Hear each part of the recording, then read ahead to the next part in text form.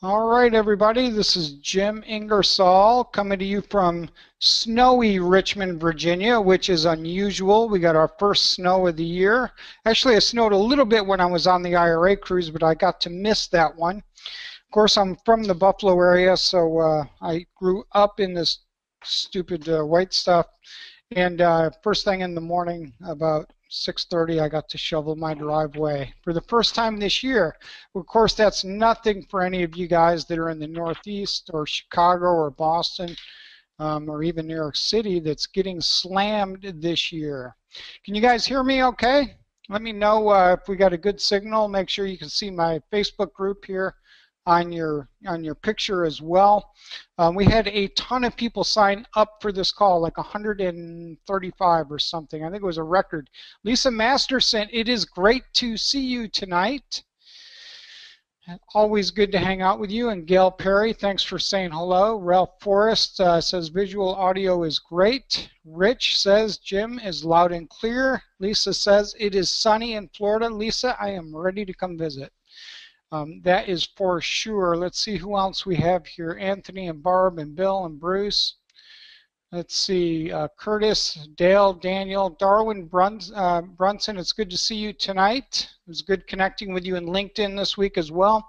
At Bracken and Feroz and Gail Perry. Harjinder is on again. Let's see, Jim Black and John, and John. Lots of Johns, at least 5 of them. Hello to all of you and to Johnny. Juan, it's good to see you tonight, Juan and Justin. Ken Shoemaker, always a pleasure. Mike Hall. Nick Sirocco from Long Island. You've had your share of snow this year, I know that.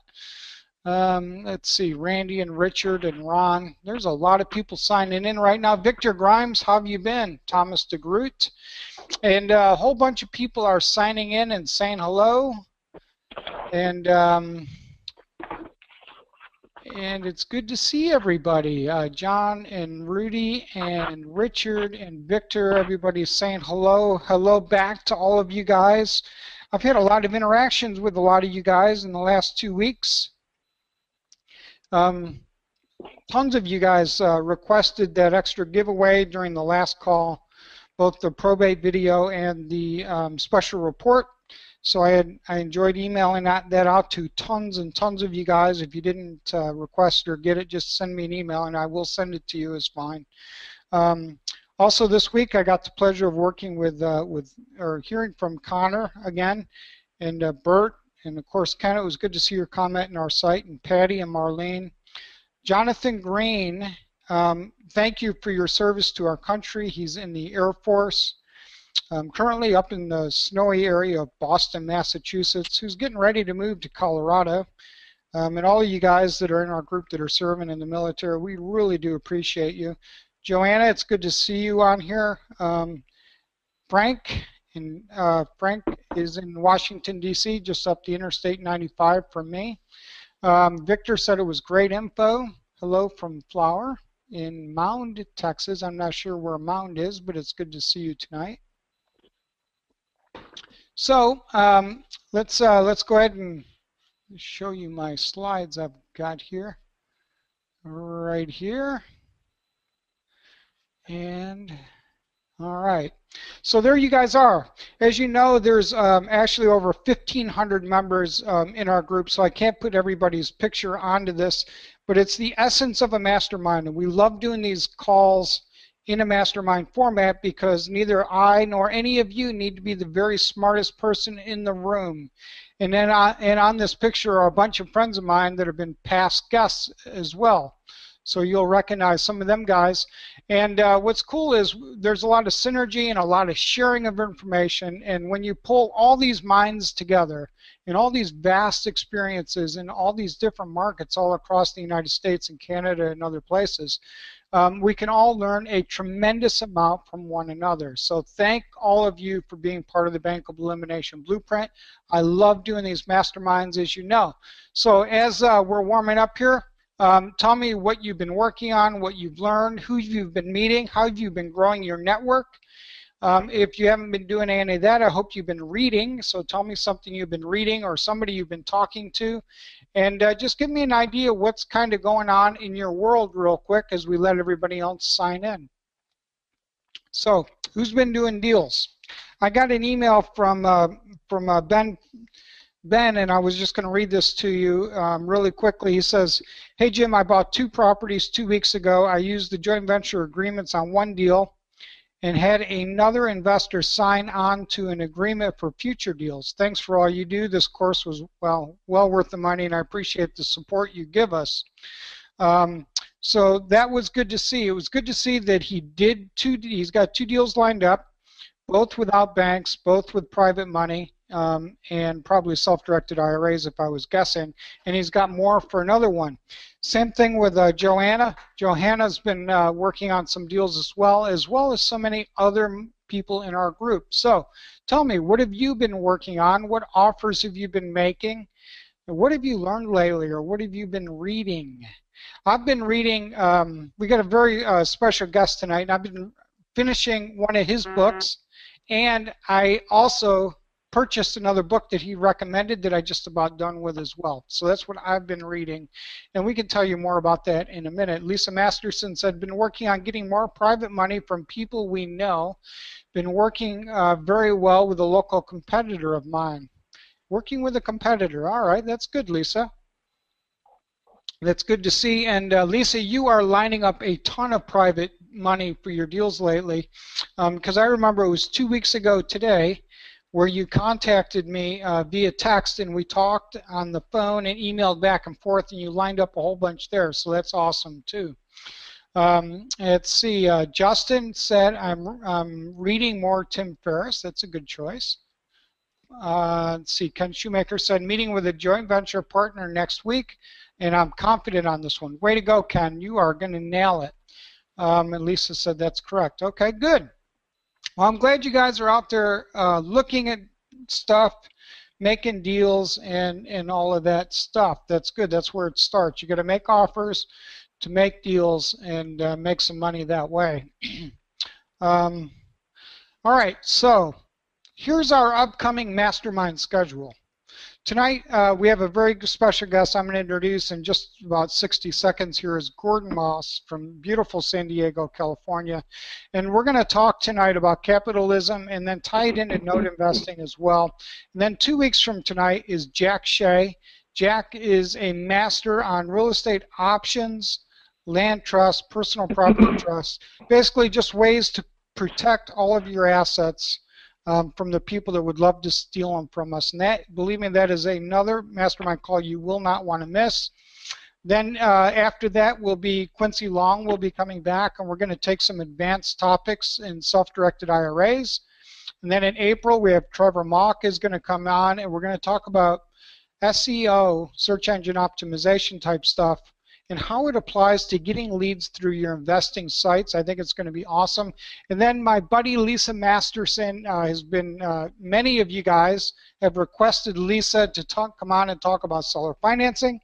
And then in May, it's hard to believe we're talking about May already, is Jeff Watson. And Jeff is an attorney from Ohio, and you're going to absolutely love having him as part of this group. So we got an incredible amount of powerful masterminds coming up. So tonight, without any further ado, is my buddy Gordon Moss. Gordon comes to us from the beautiful city of San Diego, California. It's my favorite city on the West Coast. And Gordon actually began his career in real estate back in '85, and he started off as a commercial real estate broker in beautiful Orange County. He's been an avid student of all the masters of real estate and investing for now over 25 years. He and I share a lot of the same mentors, and we both learn from a lot of the same people, and I'm sure some of those stories will come out tonight. He also owns and manages a sizable portfolio of properties and notes, and he does this full-time. And he's passionate and very active in real estate investing and notes, loves to do these things in tax-free accounts like Roth IRAs. And Gordon, by the way, is also a fellow published author, and you can find his book right on Amazon. It's called Performance Anxiety, which I think is an awesome title. And he's working on a brand new book right now. It's called Enjoy Capitalism. And we're going to talk about that some tonight. But tonight we are going to dig into the world of investing in junior liens and how that fits into your overall investing strategy, and why you would want to know about this really incredible, cool niche that provides phenomenal returns and works really well for a low investment amount. So with that, Gordon, I just want to welcome you to our mastermind. It is so nice to have you on here with us. Can you hear me good here, Gordon? I can, and thank you, Jim, for having me. Can you hear me? I can hear you. Can all of you guys? We got more than 70 guests on right now. Can you guys hear Gordon okay? I think everyone can hear you fine. Just speak up nice and loud. He had trouble signing into the webinar service tonight, so he's doing it via his cell phone. Gail and James and Rich all say you're loud and clear, Gordon. You're good to go. Perfect. Okay. Well, let me say just thanks again, Jim, for the invite. I'm honored and humbled to be a part of your group and to be speaking to it. Some of the people that you mentioned are common friends. Jack Shea and those guys are just amazing people, pillars of the industry, and great guys. I mean, great people. So I just want to say thank you for the opportunity. It's amazing to hear you talk to your group. I've thought and flirted with doing this, but I always said, I never had the impetus to do it. So it's great to hear the way you seem to relate to your group. So you're inspiring me. So thank you again for having me on.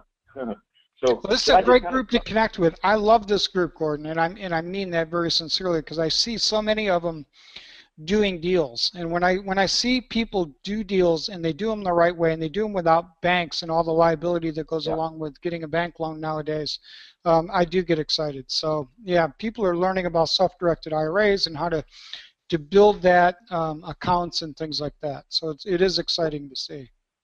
I love this name, Bank Elimination Blueprint. I mean, what a great theme. I mean, keep that right top, IRAs, whatever, do it tax-free, but get the banks out of the equation. I love that. And you and I both, have been inspired by people that thought that way for decades. So, so should I start with just kind of who I am and why should you care and a little background to start with? Would that be a good idea? Yeah, that'd be perfect, Gordon. Okay. Well, Jim and I were on the IRA fund cruise together a little while ago, and I actually made 3 little TED Talks, 3 little speeches that I made. One was on the junior lien business, which, as Jim mentioned, I wrote a little book called Performance Anxiety, How to Create a Fortune in Non-Performing Notes, and it's on Amazon and Kindle, and you can Google it or whatever, go to my website. I also did a speech on Enjoy Capitalism, and as Jim and I were saying earlier, I borrowed that from one of our mentors, Pete Fortunato, who's just a king, and that kind of the reason that came to me was I noticed so many Americans, in my opinion, who don't enjoy capitalism.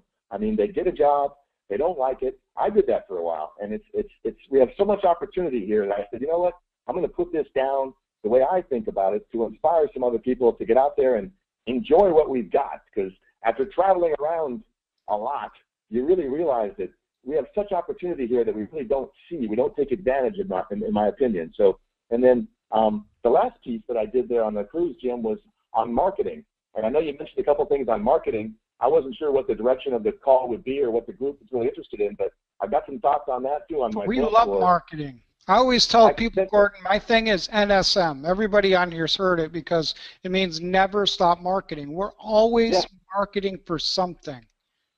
We were having dinner last week at an event in Colorado, and I brought my 16-year-old nephew, and Jack Fullerton, who one of my mentors, he leans over to my nephew and he says, if there was one thing you should study in school, guess what it is? And I didn't even know the answer. And he said, marketing. If you could just pick one thing, because the best marketer wins. I mean, McDonald's does not make the best hamburgers. They're the best marketer. And that's what it's about. It's about marketing. That's a great way to put it, isn't it? Yeah. And I don't think Starbucks has the best coffee either, but I keep going too. Right. So same thing, right? I don't think Microsoft made the best software, but they're the best marketers. It goes on, I think. So yeah. All right. So let me give you a little background. Who am I and why should you care? as you mentioned, I got started in the mid 80s. I got out of school, and I didn't know what to do. And the person that I rented from, who owned the building and a boat and a car and the whole thing, I said, Mike, what do you do? And he says, well, I'm in commercial real estate. And I said, well, can I come work for you? He said, no. So I went and said, okay, well, I'll find somebody else. So I hunted that down. I always had a passion for real estate. I never really knew why, but it was kind of in my genes. I said that's a way to be independent, to make money if you wanted to build wealth. I didn't know exactly why then, but it just seemed like the right thing to do. So I did it, and I spent 7 years, the first 4 of which struggling, making no money in the business. I was basically a slave cold calling for these people. But you know what? I didn't quit. I persevered, which is a big theme, as we all know in this business. It's not easy. Never was, never is, but it's worth it, in my opinion. But after a while, I persevered. But you know, I went to a real estate club, Jim, that Jack Fullerton put on in Orange County. It was called the Commonwealth Group. And Jack Fullerton was a Jack Miller fan, and a John Schaub fan, and a Pete Fortunato fan, and a Jimmy Napier fan. All of our buddies? Yes. You just named off like everybody I learned from over the last 10 years. That's awesome. Exactly. And you know, so I walk in this room one night. I said, okay, I'll give it a try. I go to the investor meeting, and I walk in there, and I was very unimpressed. The room was full of these old, beat-up guys that didn't dress very well, and they looked just, I said, this is not my group. Something's wrong here. But I realized after a while that these guys had all the money. And I was like, wait a minute here. I'm here with these hotshots all day with their silk suits and their fancy watches and everything, and they don't have any money. They look good, but they're broke. And here's these old beat-up guys that don't dress too well. I said, that's a lesson there. So after a couple meetings of meeting Jack Miller and being unimpressed, frankly, because he didn't look too good, and he looked like a crook to me. But it took me hearing him 5 or 6 times to say, wait a minute, this guy has it. And, you know, I was a big-time commercial broker, or I thought I was. They were talking about single-family houses. And I said, single-family houses, I mean, those are for housewives. You know, I'm beyond that. But I soon learned that that's the best piece of collateral on the planet. And as John Schaub says, people don't get tired of living inside. And when we had this big downturn, all the properties kind of imploded. Had I been a commercial guy, I would have gone broke. But I owned single-family houses. I was a buy and hold guy, as they taught me. And because of that, I survived, and I prospered. So I am now, because of those guys, because of their influence, a single-family house guy. I try to buy with options. I avoid banks, as you say, and I'm a buy and hold guy. So those are kind of the themes that I learned from these guys after going in, you know, to their events over and over and over again. The first couple of times Jack Miller said subject to, I was like, subject to what? You know, what is this guy talking about? But it took me just going back and back and back, and then meeting people like you know, with the guys in the room. The best part of a Jack Miller seminar was the guys in the room, kind of like your group. You know, you get different ideas, and they're of the same mindset, and they believe, and they encourage you. So that was great experiences for me. And we all really believe that your network becomes your net worth. But you might as well choose it and build it with people you enjoy doing life with. Yes, yes. So let me kind of tell you the first kind of story that happened to me, because I started hunting. I started hunting for what they had framed my mind on. Single-family houses with an option, meaning a little bit of money down. I wouldn't put $100,000 down into a $100,000 deal. I would put a little bit of money down. So if I made a mistake, which I did and still do frequently, I didn't lose everything. I could live the fight another day. So, you know, an option and a single-family house and buy and hold. You know, I took one of those late-night courses. I forget his name right now, but I read everything they gave me. What was his name? It doesn't matter. But the bottom line is there was one thing on there that stuck out, the VA foreclosure. And I said, okay, here's the deal where I can buy these Veterans Administration's foreclosures as an investor. I put a little bit of money down, an option, on a single-family house that I was going to buy and hold. They gave me long-term financing with 5% down, and I could buy all I wanted to. It wasn't, you know, now this is a bank financing deal, and I realized that's a bad thing, but that was a good start for me. Yeah, and everybody's got their starting line. Yes, yes. So just the kind of framing of where I came from, of how I started in the investment business. So let me tell you the non-performing junior lien story in kind of a capsule, and we can expand upon it later depending on how deep you want to get into it. And once again, my book is kind of a high-level story of my adventure from the last 5 years. But here's the story. So as I told you, I'm hunting for single-family house opportunities with an option. So about 2008, all these bankers made too many loans, right? I said, how can the little guy, the little fish like me, get to play in this environment? Well, so I went to all of the mortgage banker meetings around the country. They have them every quarter. I went to all the loan servicing meetings all over the country. I went to the distressed debt meetings for about 2 years, and I kind of met the good guys, met the bad guys, met the guys I could, deal with and not. What I found was they wanted, in my opinion, too much money for these non-performing first liens on these defaulted properties. They wanted, in good areas, they wanted 70, 80 cents on the dollar, or they were trying to throw their trash away, in my opinion, on these properties in Cleveland and Detroit that weren't too good. Well, there's a lot of bad paper out there too, isn't there? A lot of bad paper, and people should be aware of that. And on my website, Jim, I blogged about that. I've done videos about that for the last 5 years. That's all free. Anybody wants to look at it, go to realestateandnoteinvesting.com. You can see my story for the last 5 years. But I've got it up for everybody to see, so you know. Great. What I found was that when I had to pay 70 or 80 cents on the dollar for a non-performing first lien, I could pay 10 cents or less on the dollar for a non-performing junior lien. And when I first heard that, I was like, you got to be kidding me. I mean, junior lien? I mean, this is risky enough. And now I'm going to buy So you said 10%. I mean, that's a heck of a discount, pal. So if it's a $50,000 second mortgage in default, you could pay how much for it? $5,000. Yeah, I mean, that's a good deal. A lot of upside. So, let me tell a story about that, Jim. Would that be the best way to illustrate? I love stories. Give you an example? Yeah. So somebody buys a house, right? And it's a nice house, and the backyard might not be anything special. So one day the wife says, hey, let's put a pool in the backyard. So the husband says, okay, let me go down to the bank and talk to them. So he does. He goes down to the corner bank and says, hey, we want to put a pool in our backyard. We've gone to a contractor. It's $50,000. Can I get that loan? Yes, you can. Now, that loan is a junior lien now on his property. He has 2 loans on his property. His primary loan that he got when he first bought the property, and now the junior lien for his pool. So all's good. He gets the money, he builds the pool, and life goes by. Maybe 3, 4, 5 years goes by, and something changes. Maybe somebody loses their job. Maybe one of the spouses, they're a double-income household, and one of them loses their job. Bottom line is this. They can't afford to pay that junior lien anymore. So what happens is I would go to the bank and say, hey, I understand you guys do pool loans in the neighborhood. Is that correct? Yep. Okay, well, do they all work out? Well, most of them. Well, how about the few that don't? Well, we don't talk about those. Well, if you did talk about them, what's the deal? Well, if you had a couple that don't pay, what do you do with those? We don't talk about them. Well, how about this? What if I was to take them off your hands?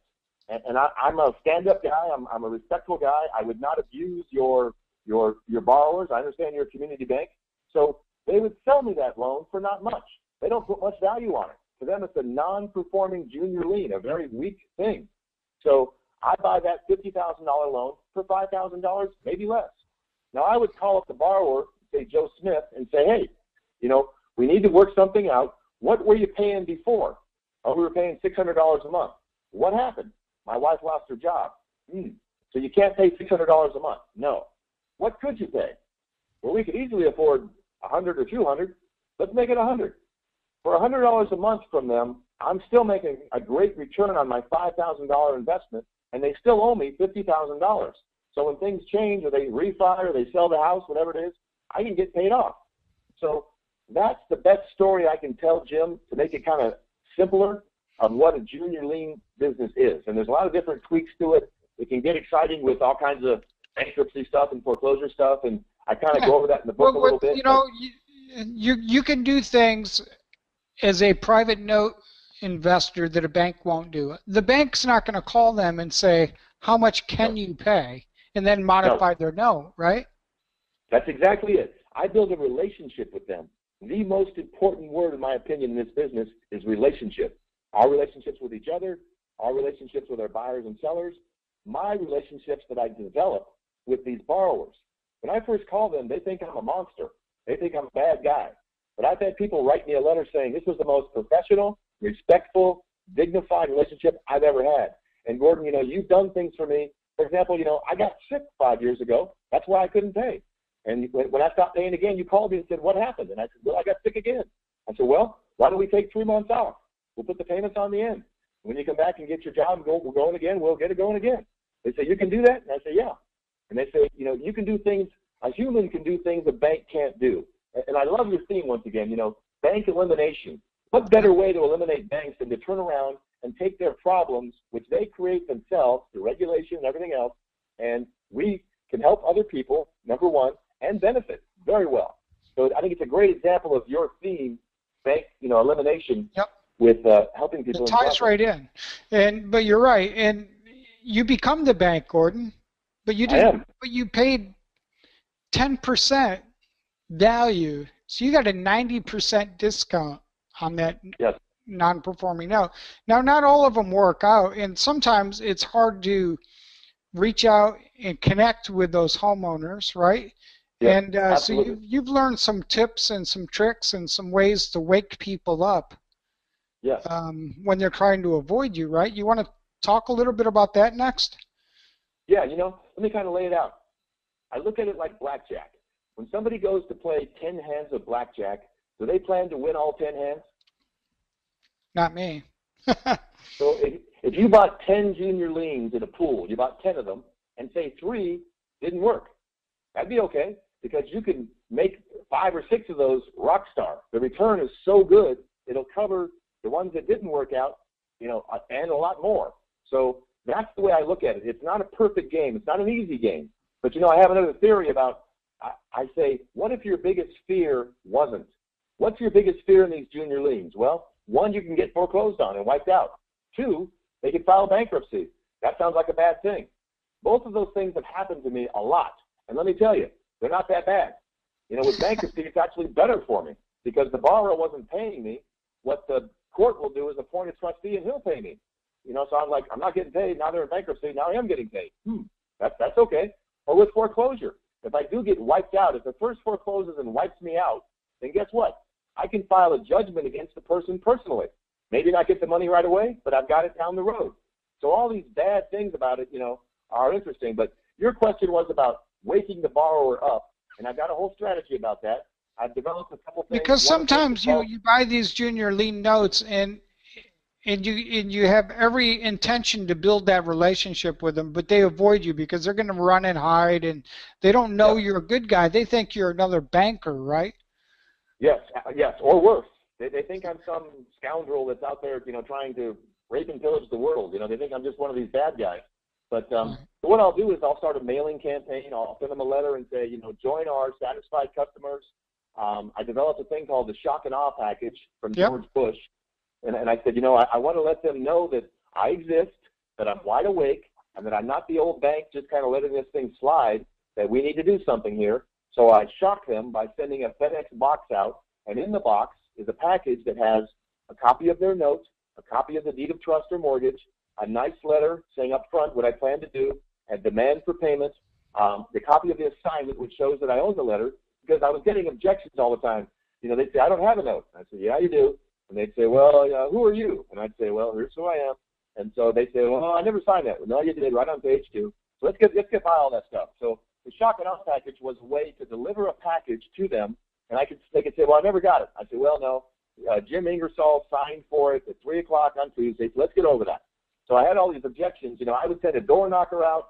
I got all these things set up to, go after the people, find out if they're still in the house, see what the condition of the house is, see if they have what I call emotional equity. Emotional equity, kind of talks about a home as opposed to a house. A home is a place where people mow the yard and plant the rose bushes, and they're a married couple and they have kids and they go to church, and that's their home. So those kind of people, I like those kind of people because they'll fight for their home. And, sometimes we have to threaten them. Sometimes we say, we need to do something about here. You can't just ignore me or tell me to go to blank, whatever. You can't do that. That party's over. Yeah, it's not an option, is it? It's not an option. So, and then once again, they don't all work out. I don't mean to paint any kind of rosy picture here. This is a very tough business. But once again, by the way we've been taught, It's a single-family house, which can develop an emotional equity, people in the house. It's an option price, in my opinion. It's a small amount of money that I'm risking. If I pay $5,000 for a $50,000 note, am I going to lose that sometimes? Yep. But it's better than paying $50 and losing all that, or paying more and losing my whole nest egg. I don't do that. I do options on single-family houses, which is what Jack Miller taught me. So this theme, this whole junior lien deal fell right into what I was hunting for. So talk a little bit about the different types of, the emotional equity versus the other stuff, because that's important, I think. It's an interesting perspective. It is. It is. You would think, okay, let me kind of give you an example here. Let's take a note. Let's take a house. The house is worth $100,000, okay? There's a first on it, a first lien for $150,000. Now, in many areas of the country, that exists, and it has for a while now. So there's a $150,000 debt on a $100,000 property. Now, on top of that, there's a $50,000 second that we talked about. So that's way out of the money, way underwater. Why would anybody pay me, the junior lien holder? Why would I, first of all, buy that in the first place, and why would anybody pay me? Here's the answer. Emotional equity. It's their home. You would think logically they would tell me to go pound sand. They would say, hey, dummy, can't you understand that we're underwater? We don't have any equity. What are you talking about? That's not the way it goes. I tell them, I say, I'm here just to work something out, get some kind of monthly payment from you, get you back in the rhythm again. They pay me. So that's, you can buy those for cheaper, the ones that are underwater like that. So that's just an example of something illogical. A lot of things we think make sense, and they really don't. That's one of the things that I couldn't wrap my brain around to start with, and it's kind of a complex, topic, but emotional equity is a big part of what I do, and then once again, it comes around the fact that people like to live inside. It's their home versus their house, and they'll fight, and I can see that ahead of time. I look at their credit report, I do a little study on them and say, well, he spends $100 at Home Depot every month. I wonder what he does. He buys fertilizer and rose bushes for his house. Okay. He pays his other debt. Okay. He's got 3 car payments. He doesn't need 3 cars. He could sell 2 of them and pay me.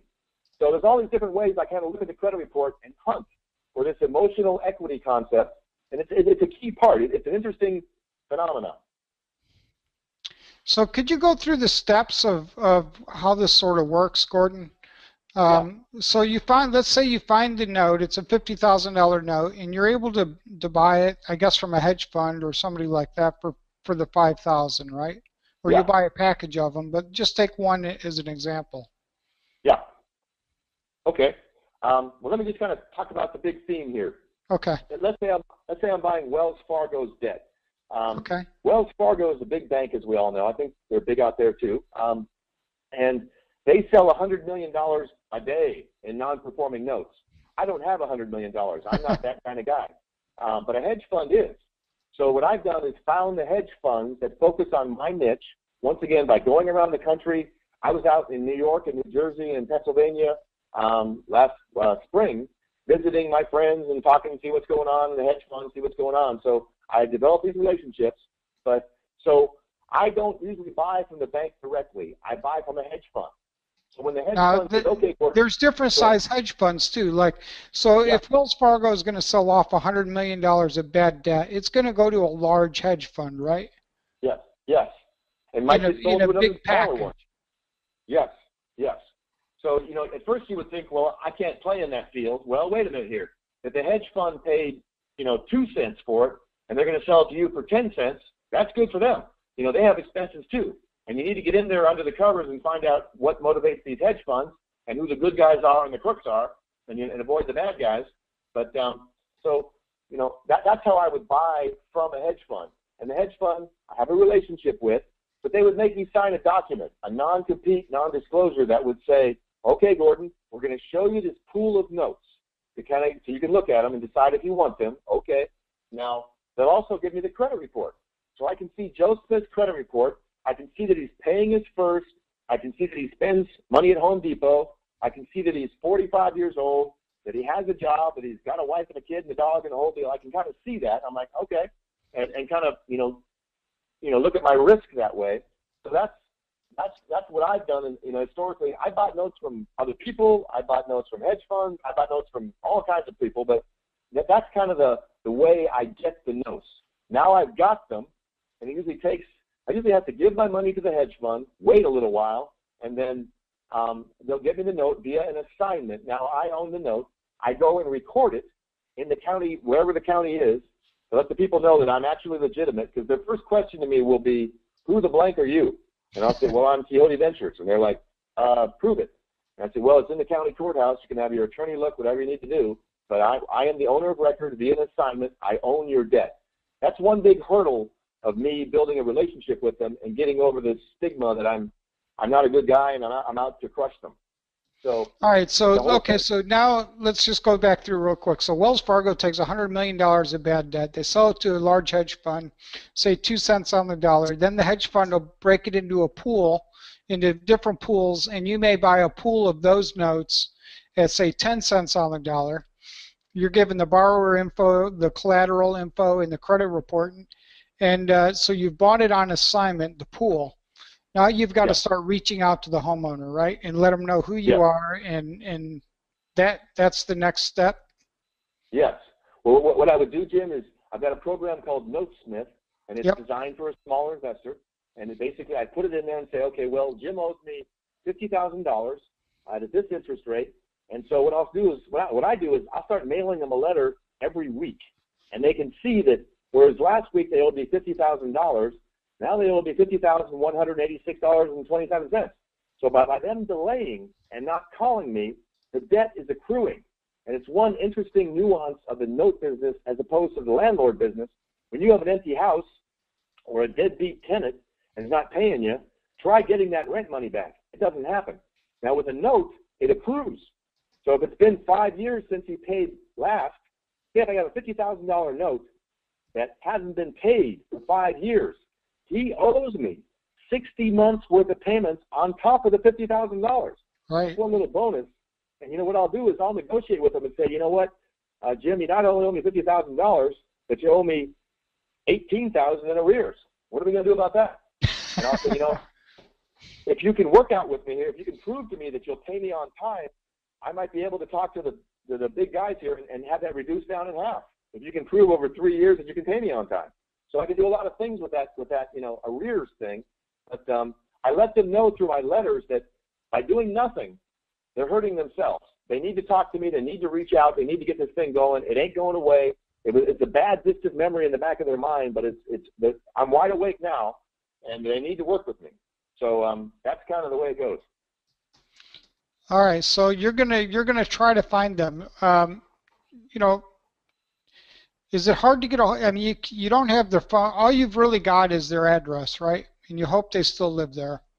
And then so you send them a letter a week. If they don't respond after how many weeks, then when do you go to the shock and awe? So I have this theory about that. I used to start that way. I said, well, I'm going to try this for a while. I'm going to try mailing them for a while. And then I'll do a skip trace on them and maybe get their phone number and try to call them. I'll do that next. And then in worst case, I'll send a door knocker out, which is really cheap. For $60, I'll go out there 3 times, knock on their door and tell them what's going on. And then I'll do the shock and awe package. But I said, wait a minute here. You know, some things are going to work with some guys, some strategies with others. And they're all cheap. Those are all cheap solutions because the next solution is file foreclosure on them to threaten them. All right. You know, before you go on, how do you find this door knocker? I mean, you have a service that does this, or do you just go to Craigslist? I mean, what do you do? So there's a company out of Laguna Hills here in California, and it's called NCCI. And what they do is I think they hire these residential brokers around different areas and send them out for $60 to knock 3 times. And they'll have a phone in their hand, and if they knock on the door and Joe opens the door, they'll hand them the phone. They'll say, the lender would like to talk to you. And that works sometimes. Or they'll tell me, they'll say, well, you know, there's a truck parked in the front of the yard with no wheels on it. And, you know, they'll tell me things, or I said, I almost got shot going to the front door, or the 2 neighbors, we talked to them too, and actually one's the mother-in-law, and they live down the street now, or they got thrown in jail, or whatever. So having a door knocker, having a physical presence can let you do this business nationally. Because let me make that point too. This is a national business. Wells Fargo has notes all around the country. So, I mean, I've got a property in Annapolis, Maryland right now. I've never been there. That's closer to you, I think. Yeah, it is. But I'm working on it right now. So, but you know, I don't really care about that because I can, I can virtually do almost all this stuff through this door knocker service and other things. All right, so now you're mailing a letter once a week, and and then you send the door knocker 3 times.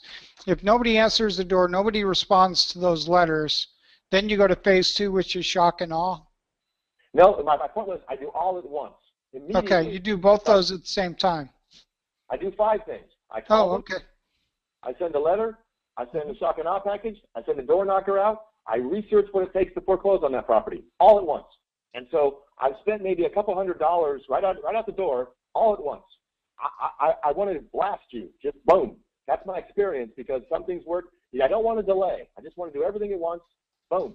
And then spending money on a foreclosure, that's a whole different game. If I've exhausted those first 4 or 5 avenues, then what happens normally, Jim, very few of them will actually call you with all these letters and door knockers. That doesn't work, frankly, that well. What does work is when they're threatened with foreclosure. Then they'll call you and say, what the blank is going on? You say, well, you haven't responded to us. You forced us to take action. We don't want to do this either. We don't want to foreclose. We don't want your property. But our investors will force us to move forward if you continue to ignore us and be irresponsible. So if you want to be responsible, we'd love to work with you, work something out. That's our real goal here. But sometimes it takes that to get them off the dime. All right. So then you've got their attention after you do those 5 things. One of them is going to work usually and get their attention, and then you can start to do a workout, a modification, get them to begin making payments at some level, right? Yes, that's the goal. If I can just get you on a rhythm, a lot of them will say, well, I don't have any money. Sometimes we have to go to a short sale with that situation where they're just they've got no income. But most of them do. After they don't have much.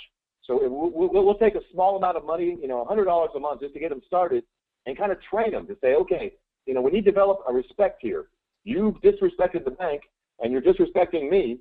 We need to respect each other. So $100 a month, every month, will prove that you get it, that you want to keep your home and build a relationship with us. That's a win-win. So if I can get a payment, that works if they've got the emotional equity you talked about, right? Exactly. I'm really looking to get these people just paying me something, steadily, and kind of rehab them that way. I'm not rehabbing the property, I'm rehabbing the people, and trying to get them back going again. Because $100 a month, that's fine with me, because one day my $5,000 investment, something will change. You will move, you will sell the house, you will refi, you will buy something, and we'll make a big thing there at the end. Because a lot of these people don't have $50,000 to pay this off. They can't get a refi. So it's usually a monthly payment. That's usually the solution here that we start with. All right. I'm taking notes so everybody can see it as we go, Gordon. So you reach out to them. You establish that they do have that emotional equity. You begin to build a relationship, begin to get a rhythm of making the payments, and then someday, once they do that, they'll sell the house, refi, die, the house will burn, something will happen, and you'll actually get paid off the full face amount of your no, right? Yeah, that's one of the exit strategies. A lot of them, some of them, frankly, just are in a bad situation and they need to leave, and so we'll get involved in a short sale, and so we don't make the biggest profits there, but we usually get our money back and more. So it's either a short sale. We can foreclose if we have to. I have taken properties back from second position. Talk about no bank financing, eliminating banks. I don't well, you qualify could do a subject for the to, loan. right? You could. Pretty much. I foreclose.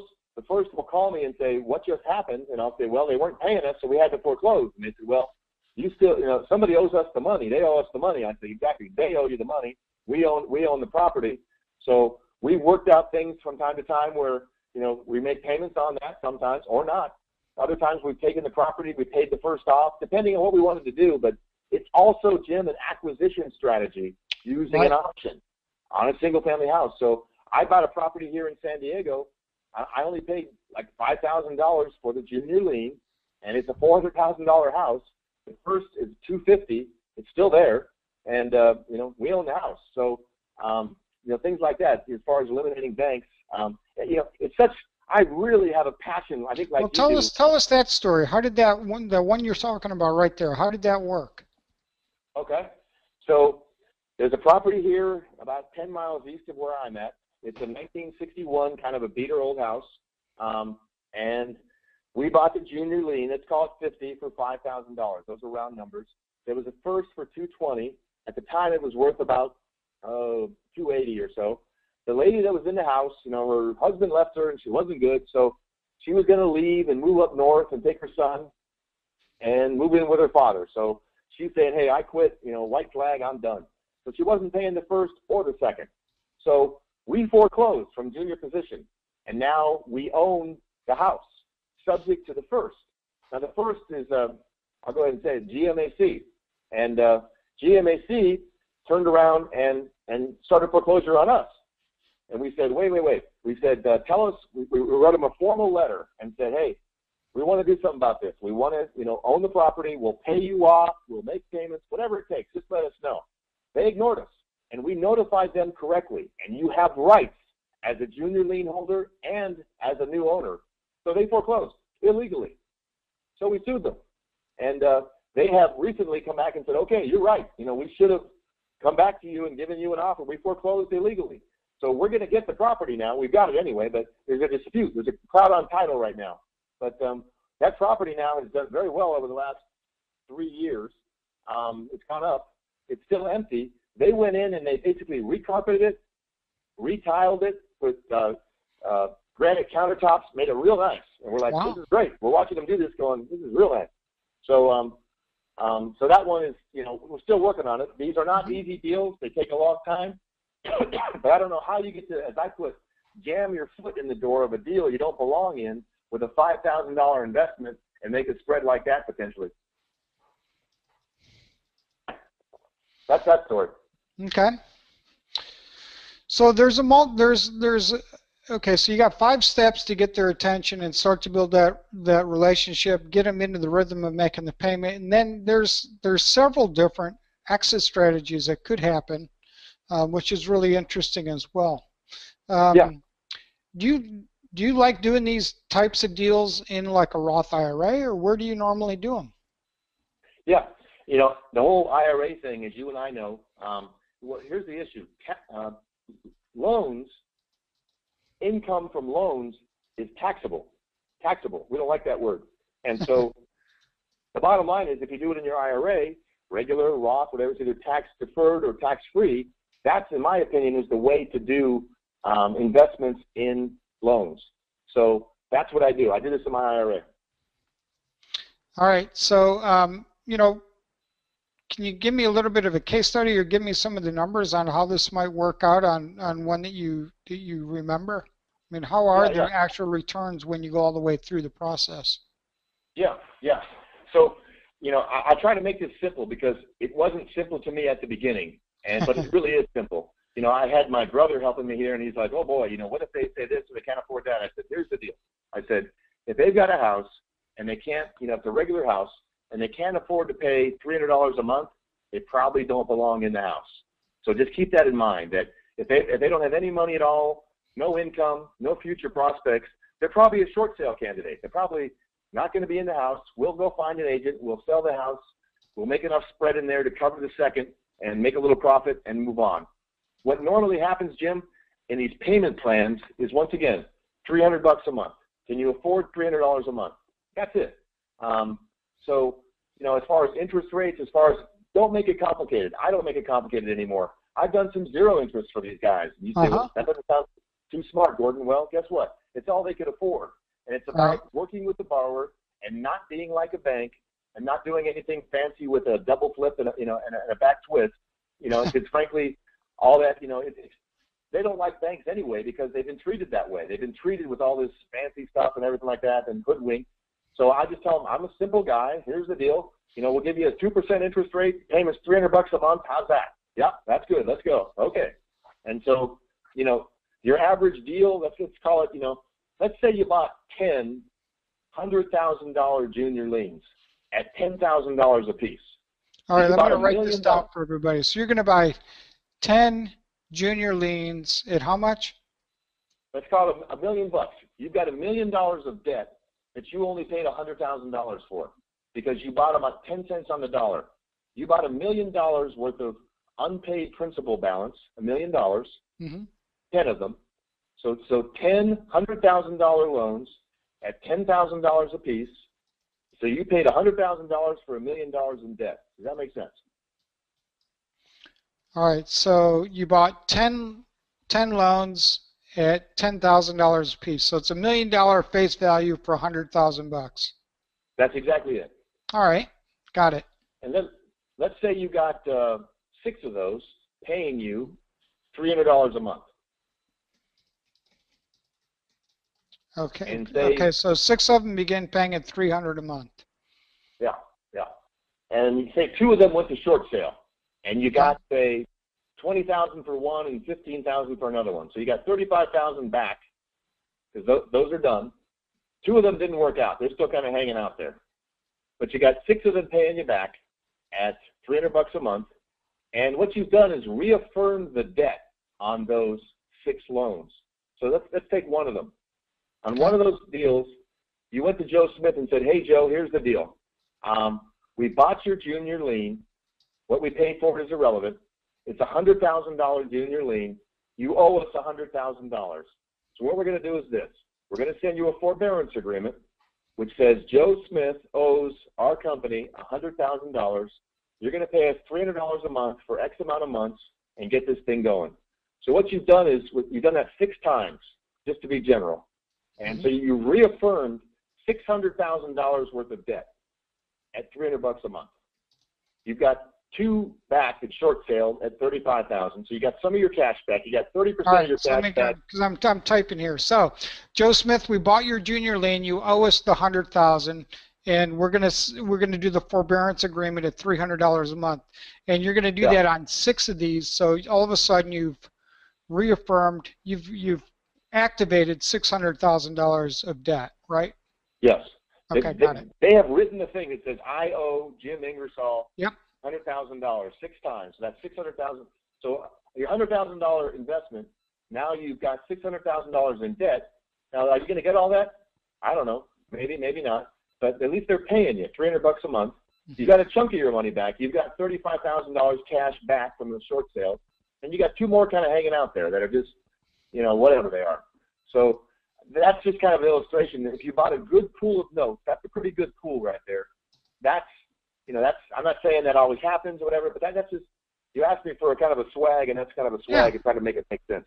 So on that $100,000 investment, what do you think a realistic rate of return would normally be? Is it how much percent? I mean, obviously it's a double-digit return, but how double-digit? Well, I like that thing where I don't hunt for things unless I can double my money, in 3 years. So, somewhere in the 30s is kind of my guesstimate. That's what I hunt for. Anything more than that, I find most of those to be shiny objects in the world as far as reality. But less than that, this is a risky business. This is a risky business, and it's hard, and it's emotionally draining. I've gone to these collection companies that do this full time, and it's a dark environment. There's like a black cloud sitting over the office space, and these people aren't happy. I mean, they're getting cussed at, and it's not good. And they're making $10 an hour. And, oh yeah, I'm going to call Joe Smith again and have him cuss me out again. Yeah, that sounds like fun. I think I'll skip that. I think I'll just sit here and drink my coffee. So it's not an easy business. I don't mean to make this sound easy. It's not easy. It's the opposite. Well, in order to double your money in 3 years, using the rule of 72, that's a 24%. You got to average 24%. Yeah. So the ones you get to work out are going to be very high rates of return, but the couple that didn't work out don't have a huge impact either, because it's a pool, right? It's like a portfolio. Exactly. So that's the best kind of swag I can give you, and I hate to sound, No, it's good. Yeah, but does that always happen? No. I've had better pools than that. I've had worse pools than that, and but I'm still doing it. If you look at all the things I am and could be doing, this is what I'm doing. So, and I don't see this lasting forever. You're doing it inside of self-directed IRAs. I mean, and so if you do it inside of a Roth, that 24%, you're going to double in 3 years. Those distributions are going to be tax-free forever. Yeah, it's good. So really, it's a lot more than 24% because you don't have to pay any taxes on it, right? Yep. Yep.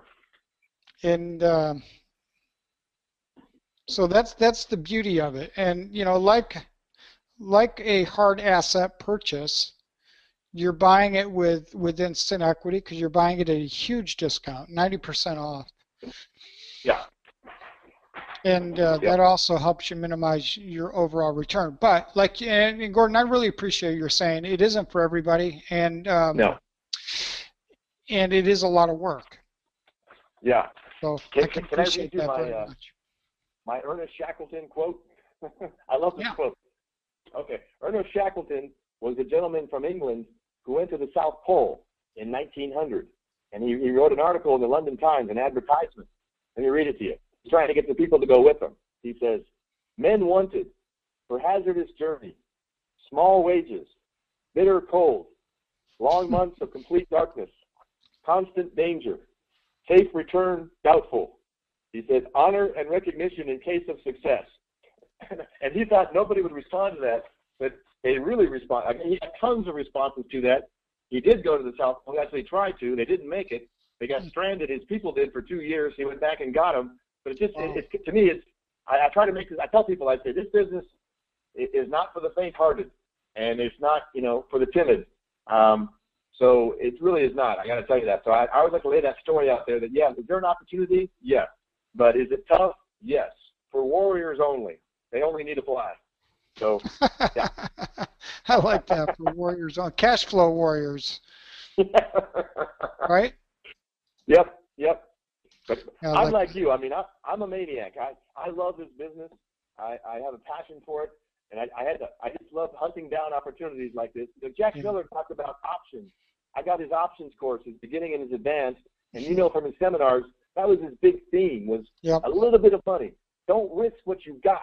Just risk a little bit, because you're wrong most of the time. Nobody can predict the future, and a lot of things don't work. A lot of these great ideas, they don't work, or the market changes. But don't risk, don't lose. Warren Buffett always says, the second rule of investing is don't lose, and so is the third rule, don't lose. If you just keep what you got, just keep what you got. Build a pile, live off the passive income, and don't lose. So, all right. Hey, and as just a little bit of a lead into our next mastermind call, what did Jack Shea challenge everybody to on the last cruise? Weren't we supposed to double our IRAs between this cruise and the next one? I thought Jack was a good guy, Jim, years ago, and he came to me one time and he said, Gordon, he says, you should double your IRA every year. And I was like, thanks, Jack. I was like, so I lost sleep that night thinking, how am I going to do that? What's he talking about? And he talked about, buying realtors commissions and doing this and doing that. And I was like, I can't see myself doing that. We all have to find a fit for ourselves that we're comfortable with, that works in our market. So I just thought, And it's kind of like the same thing with this single family house and option and buy and hold. I was like, how am I going to do this? So the junior lien was my deal. Jack's the one that inspired me to do this.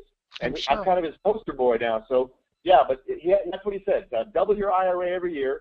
And I lost sleep about that for a couple of weeks. I mean, it's good to have big goals, right? Yes. Big goals are good. All right, I'm going to jump into some of the questions, unless you got more to add there, Gordon. I think you did an incredible job summarizing this whole business in a very concise amount of time. Yeah, I had fun doing it. The perception of the note business is that it's really complex, and you've got to be a financial whiz, and it's really hard. But you really boiled it down to some easy to apply steps and things to understand. But it's awesome. It's also an incredible relationship business, because you got to have relationships to buy the notes.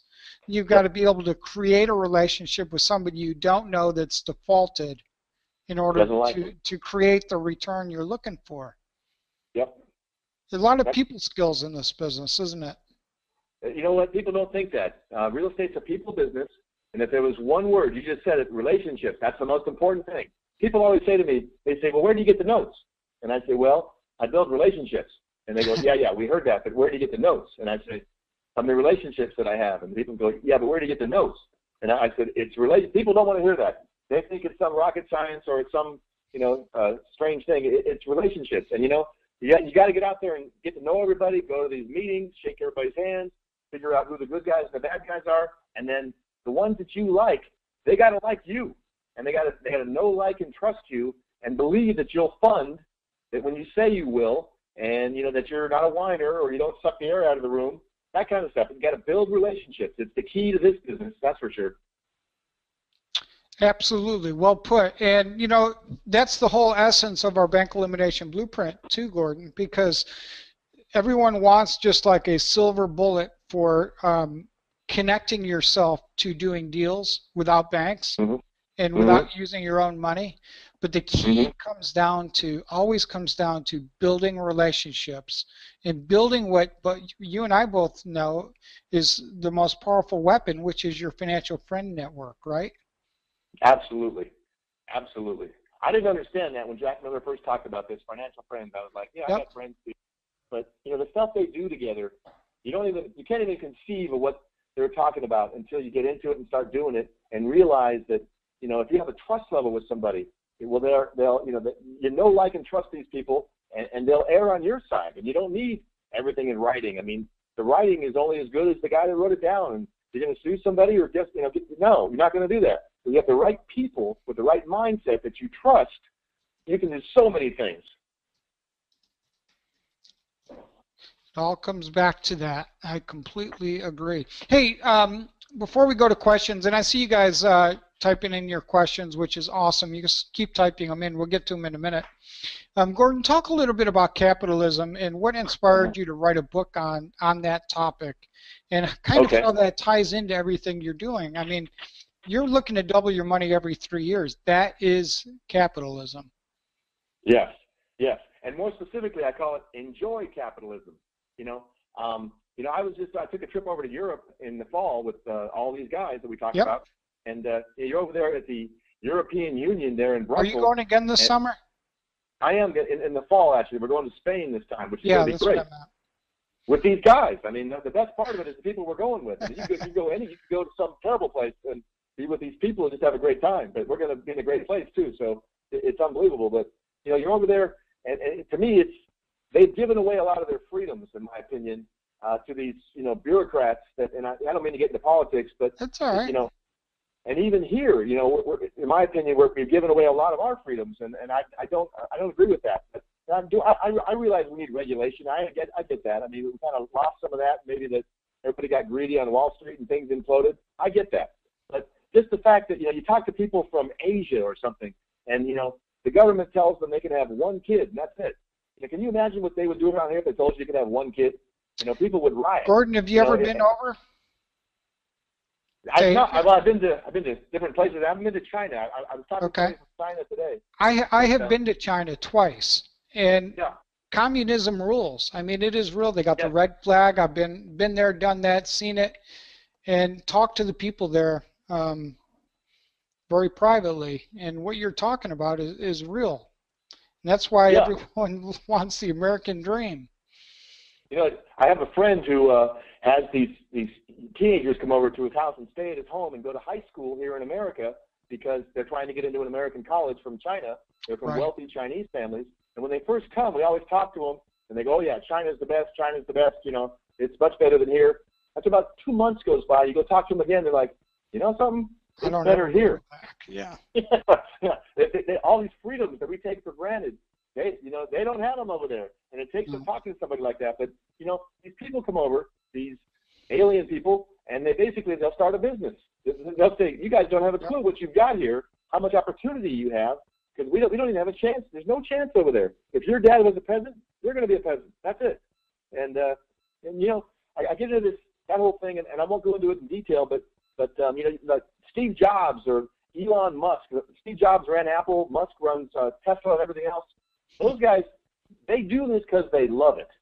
And that's one thing that one of my themes of this whole enjoy capitalism thing is that, I see people sometimes say, I want to get into real estate because I need this.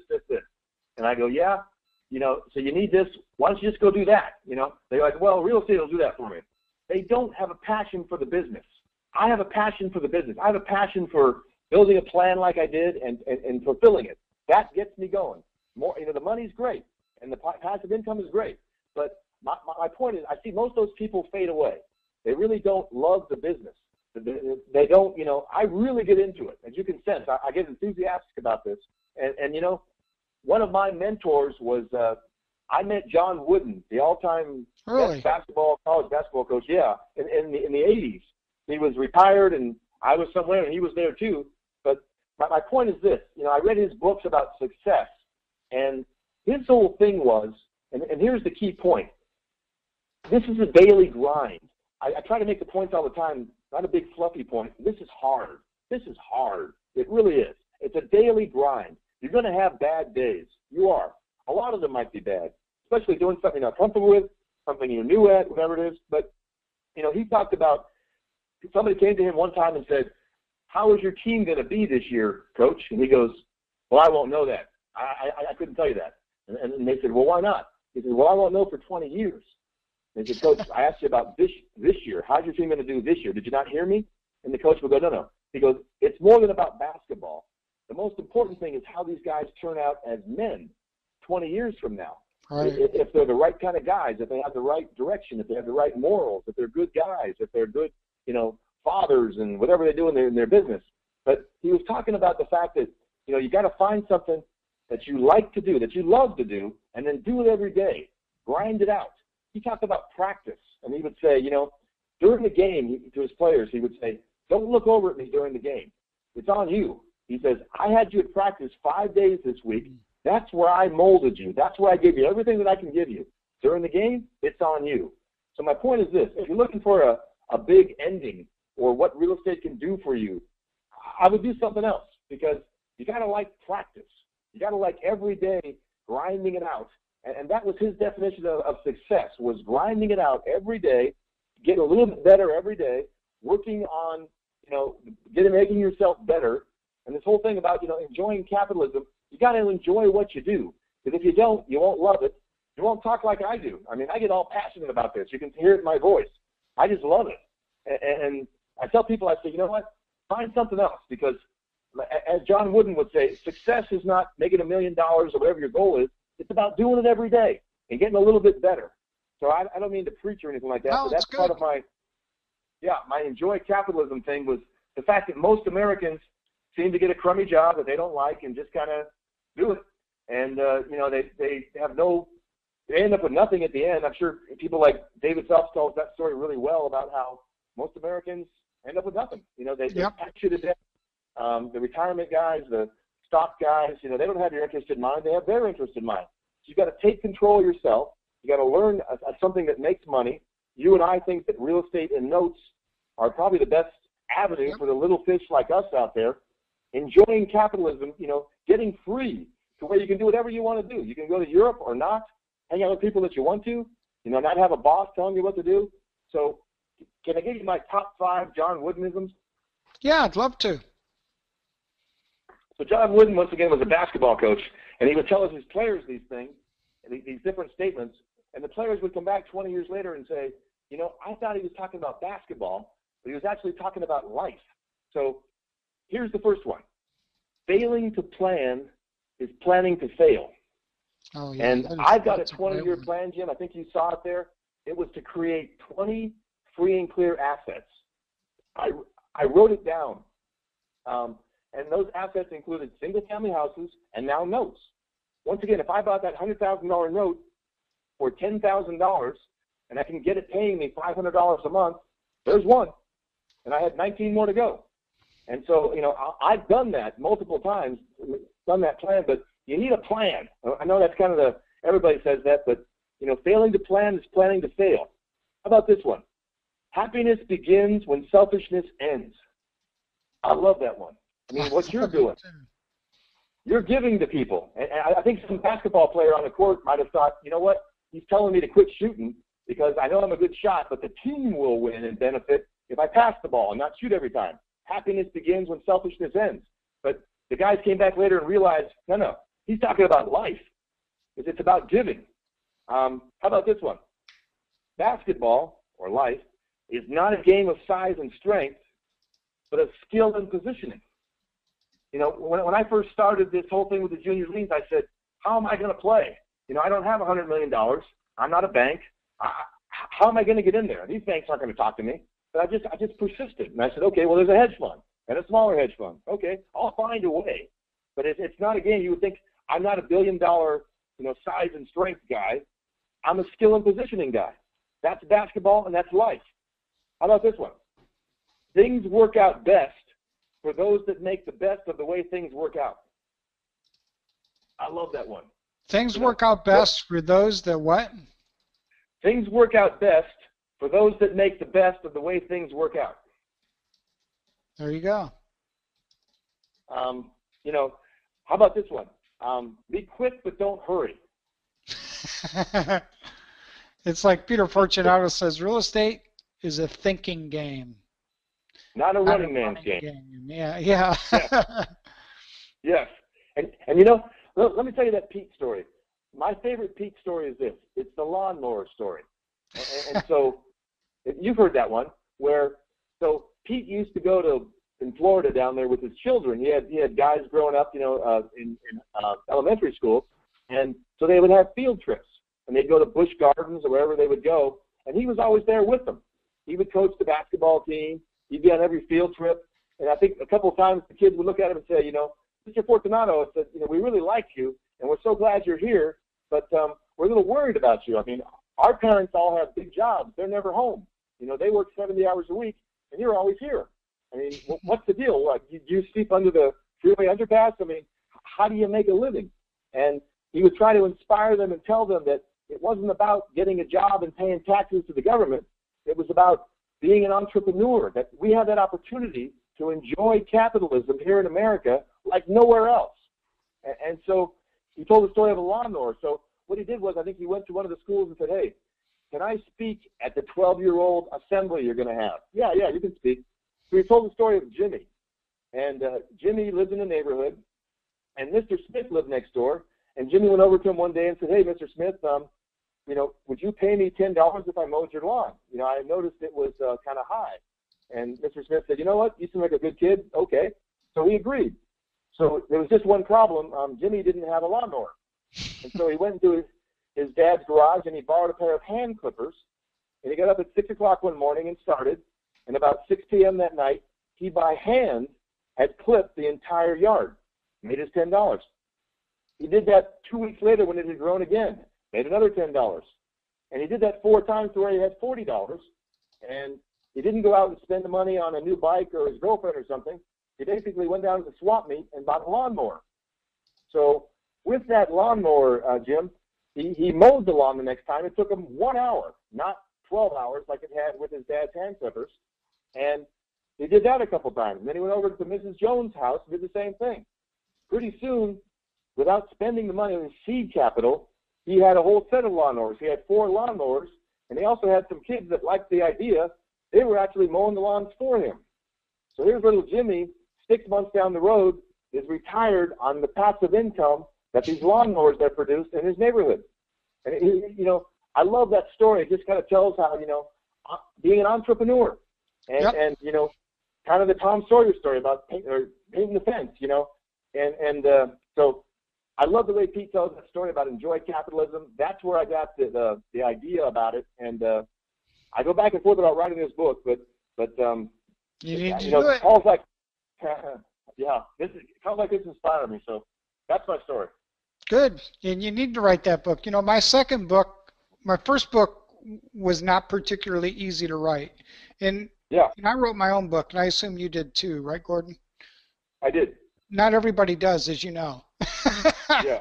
I really did. I wrote both my own books, and the first one was kind of a chore, and the second one was a lot easier.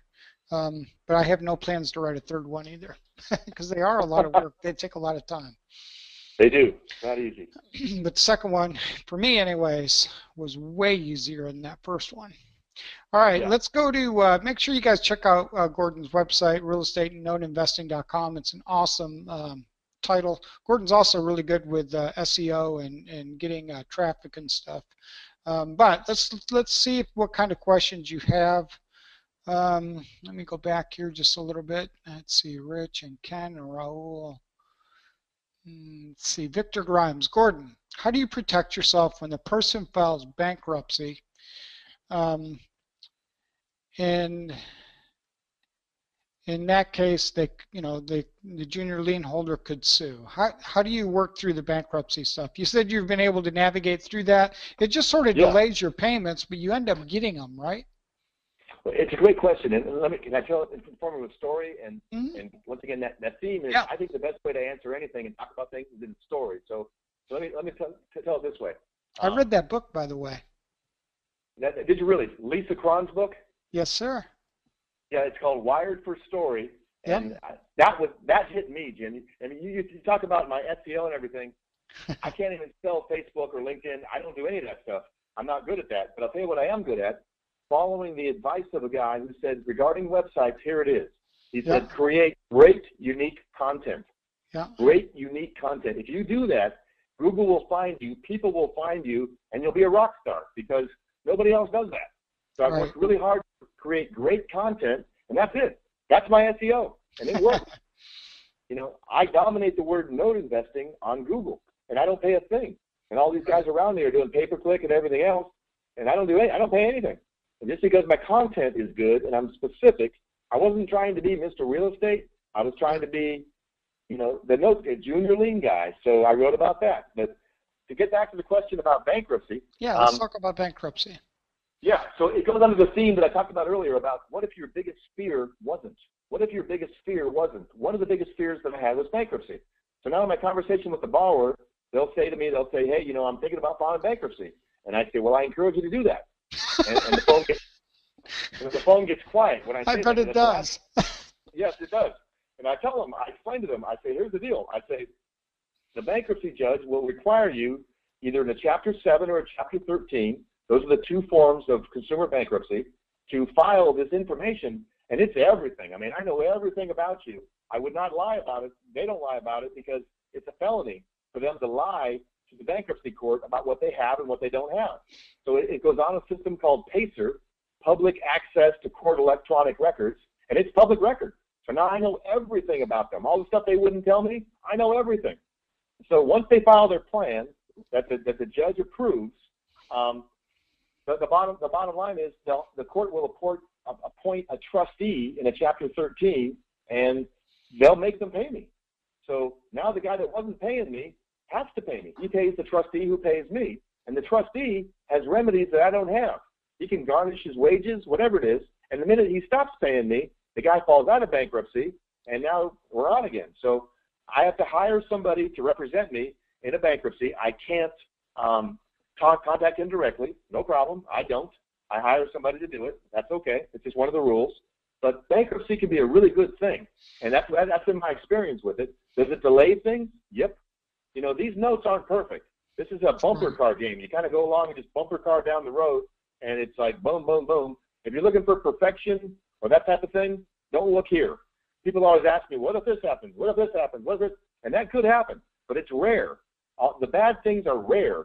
The things you think are the worst, the things that you fear, bankruptcy, foreclosure, have actually been a good thing a lot of times. So that's just one story. We could talk about bankruptcy for a week. Am I a bankruptcy attorney? No. And once again, you don't need. Yeah. So that's my answer. All right. Got a couple questions from Justice Nana here. It says, is there a website you like to use for buying pools of performing or non-performing notes? I think I know the answer to that. And then also, when you do contact these homeowners in your 5 steps, do you just say you're Gordon Moss, note investor, or how do you brand yourself in that respect? Okay.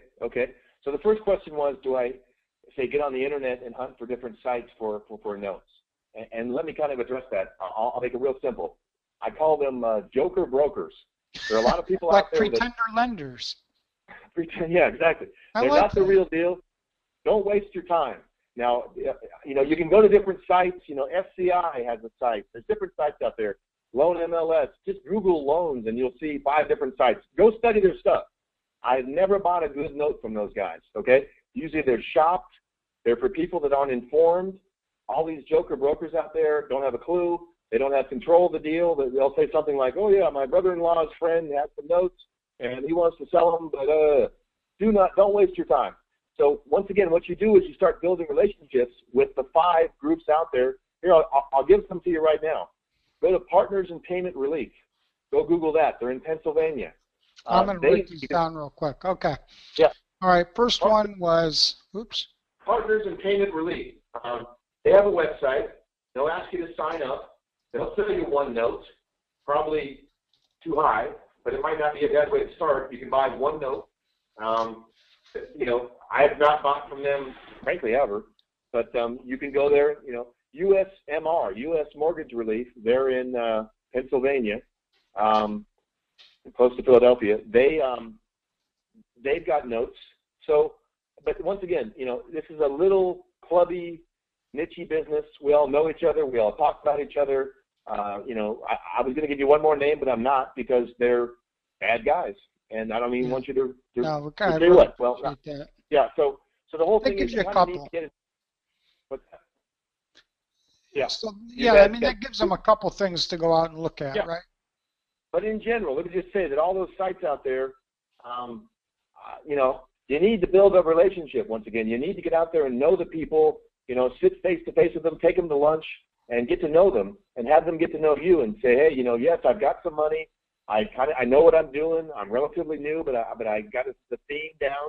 If you spend 30 hours on my website, you will know more than 80% of the hedge funds out there and 90% of the world out there just by doing that. I've written articles about it. I've got video about it. So just by doing that. So, yeah, but the joker brokers on the internet, I would avoid them. And the other part of the question, I forget now. All right. Let's see. Oh, when you're introducing, when you're going through the 5 steps, yeah, and you're introducing yourself to these people and trying to get them to reach out to you through shock and awe and knocking on the door and sending letters once a week. How do you introduce yourself? Do you say, I'm Gordon Moss, note investor? Your note holder. Yes.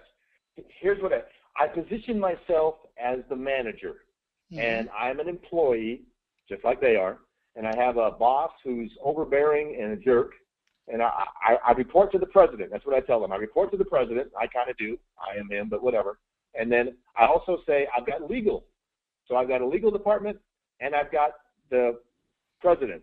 So here's why I say that. I can't make a decision.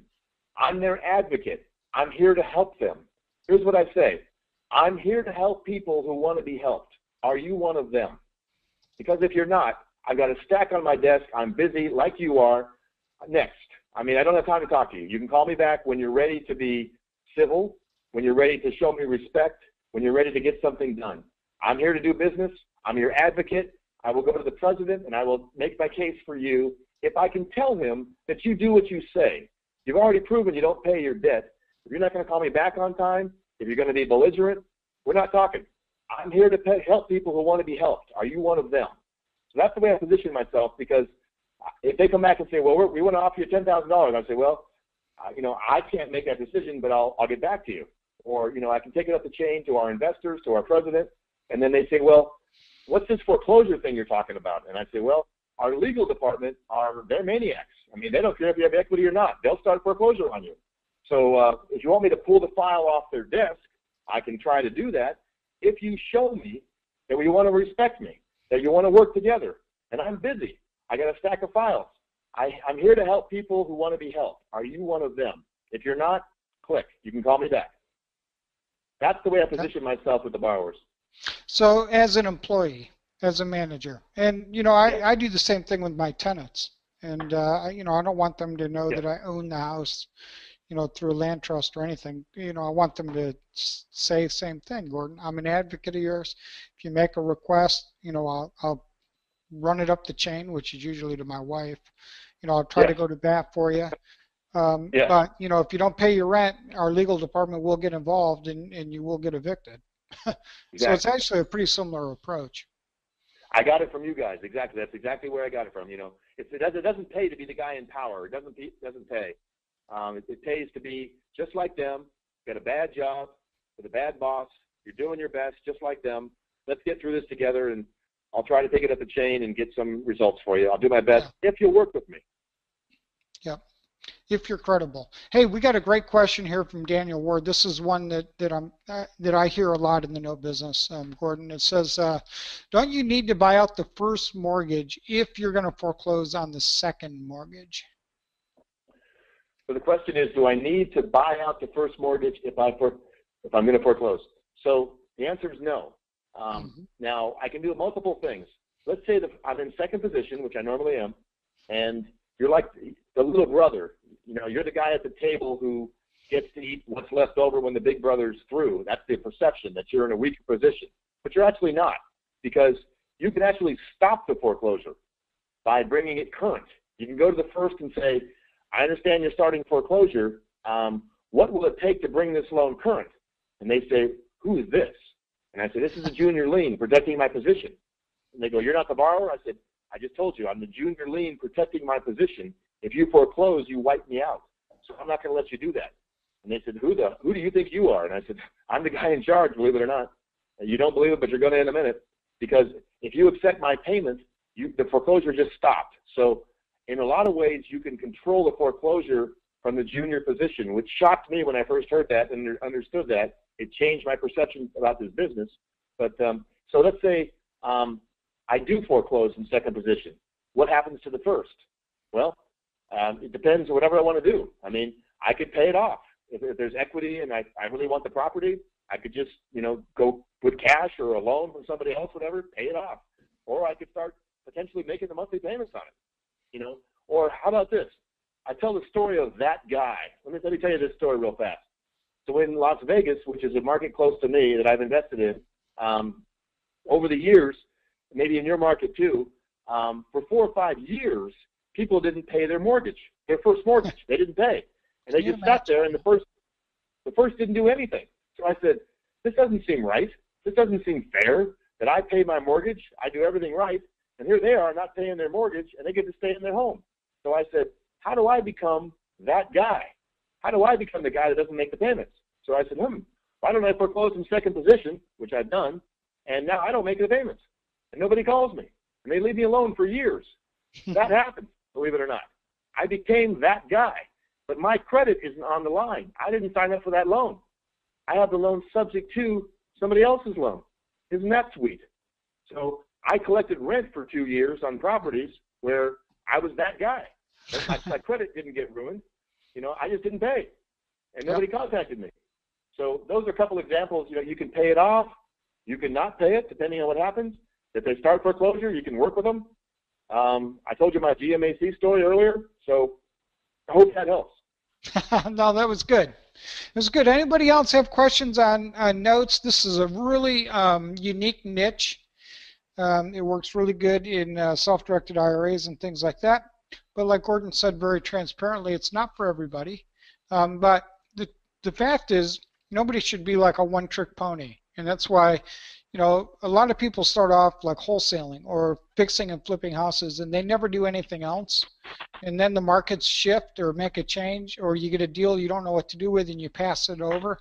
It's good to know how to do all these different things so you can maximize your strategies. And this is just another one that I wanted you guys to have a lot of exposure to some great content tonight.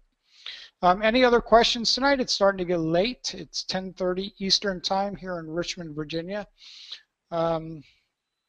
Otherwise, Gordon, you have anything you want to close out with, or I think everyone should go to your site here, Real Estate and Note Investing, and grab your giveaway, the 7 most frequently asked questions, and the 9 you should be asking. That's 16 questions. But go ahead and close her out. Yeah, let me just kind of throw out my own little personal business principles, business philosophies, if I could. I didn't coin it, I actually stole it, a phrase that I really liked, and here it comes. Stay small, keep it all. Stay small, keep it all. Now, I've worked in corporations where I had 100 employees. I was never a good boss. My employees never liked me. I never liked them. I never liked the people that I worked for. I wasn't a good fit for that.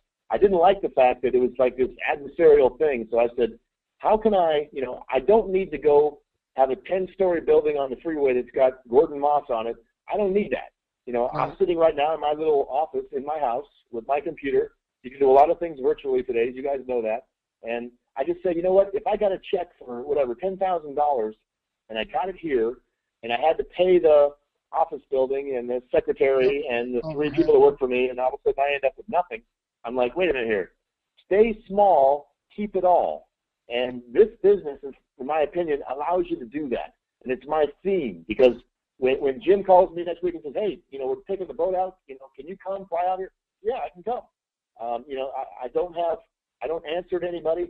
I've got friends with these big companies, and they've done very well. And now it's 20 years later, and it's like they work for the employees. It's like they can't shut things down because these employees put them through the hard times, and now they're kind of beholden to the employees. And I'm like, man, I don't like that either. So, you know, making $1 billion, it sounds kind of good, but frankly, I don't need $1 billion. I don't know what I would do with it. And so this stay small, keep it all business principle. You know, along that keep it all theme, Gordon, I'm going to go back to this again because we're coming into hardcore tax time. Yeah. Learn to work and invest where you do really well, and you can avoid paying all those taxes if you're careful and you learn how to do it. Things like Roth IRAs, self-directed IRAs, and all those others. Yes. Yes. Yes, exactly. I mean, the Jack Shays of the world, I guess in a couple of weeks, will be great for that. Jack Shay is the master at 1031 exchanges, at trust, and all that. Jack is an amazing guy. Well, again, along with Keep It All, it goes back to protecting your assets, and that goes right into the next mastermind, really. We're going to talk about personal property trusts and land trusts and all of that. Oh, beautiful. Well, your guys are very fortunate to have someone like yourself who gets all this stuff at a high level. So they're very fortunate. But you know, I can keep going with stuff, or just kind of. Oh, it gets exciting. I know. Yeah. Well, Gordon, I've had a really great time, and I really appreciate your being on with me. Are you coming on the next IRA cruise? Yes, I am. It's down in Puerto Rico. I actually lived in Puerto Rico for 2 years, in San Juan, a long time ago. So I'm looking forward to going back to my old elementary school. And yes, I am. I will be on that IRA cruise. I will be there. And I just pulled up the website here, and I like the way Walter put here, invest in your network. That's the theme. And I'm going to be there as well, Gordon, and we're going to leave out of San Juan. We're going to go to St. Croix, St. John's, and all the way through the Caribbean, which I personally love the Caribbean. So I am super excited to go. Check it out if you're able to join Gordon and I, and others from our community are on there as well at IRAFundCruise.com. Gordon, thanks so much for being with us. I really appreciate it, and all my best to you. Enjoy the West Coast, and enjoy doing your deals. All right, we'll catch up again soon. Thank you, Jim. It was my pleasure. All right, guys. See you later. Bye-bye.